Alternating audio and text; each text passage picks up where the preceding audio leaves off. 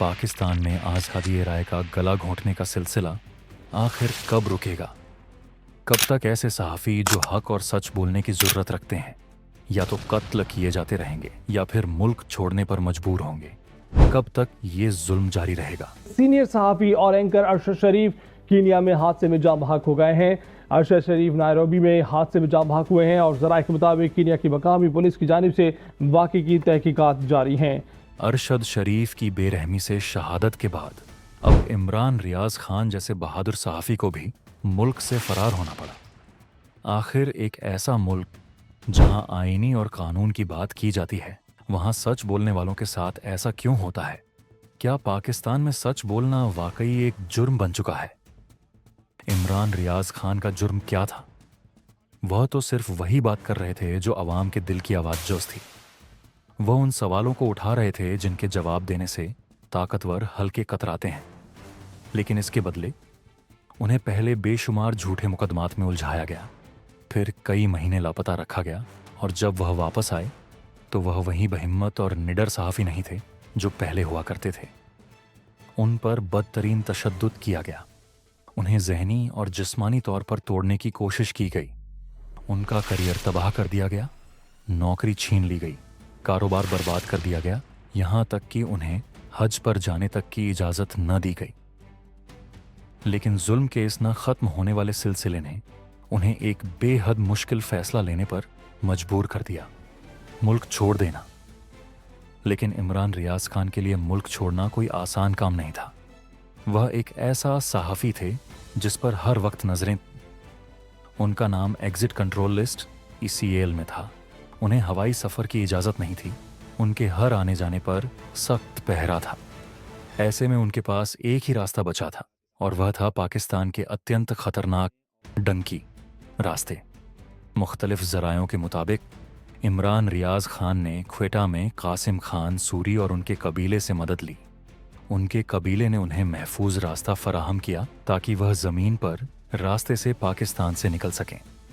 कुछ रिपोर्ट्स के मुताबिक वह बलूचिस्तान के रास्ते अफ़गानिस्तान गए, जबकि कुछ का कहना है कि वह एक कश्ती के ज़रिए मस्कत पहुंचे और फिर वहां से लंदन रवाना हुए। इस वक्त इमरान रियाज लंदन में मौजूदा हैं और ख़ुद उन्होंने इस बात की तस्दीक कर दी है। लेकिन उनके पाकिस्तान छोड़ने की कहानी किसी एक रिपोर्ट या खबर पर मबनी नहीं, बल्कि यह एक खुफिया मिशन की तरह थी जिसके बारे में मखबूज मालूमात गश्त कर रही हैं और इसमें कई चेहरे और कई हाथ शामिल हो सकते हैं जिनके बारे में शायद हमें कभी मुकम्मल सच्चाई मालूम ना हो। यह सिर्फ इमरान रियाज खान की कहानी नहीं, बल्कि पाकिस्तान में आज़ादी सहाफ़त पर लगने वाले एक और कारी जख्म की दास्तान है। इससे पहले भी कई सहाफ़ियों को सच बोलने की सज़ा में मुल्क छोड़ना पड़ा या खामोश करवा दिया गया। हामिद मीर पर हमला, मतियुल्लाह जान का अगवा, असद तौर पर तशद्दुद और मशाल खान जैसे नौजवानों का कत्ल, ये सब वह स्याह बाब हैं जो हमें बार बार याद दिलाते हैं कि पाकिस्तान में सच बोलने की क्या कीमत चुकानी पड़ती है। लेकिन सवाल यह है कि क्या यह सिलसिला कभी रुकेगा? क्या पाकिस्तान में एक ऐसा दिन आएगा जब सहाफ़ियों को खुलकर बोलने की इजाज़त होगी, जब किसी को कत्ल या अगवा किए बिना भी इख्तिलाफ राय रखने का हक हासिल होगा? या फिर हर सच बोलने वाला सहाफ़ी या तो मारा जाएगा या फिर जल वतन पर मजबूर होगा? आपको क्या लगता है, इमरान रियाज खान का अगला कदम क्या होगा?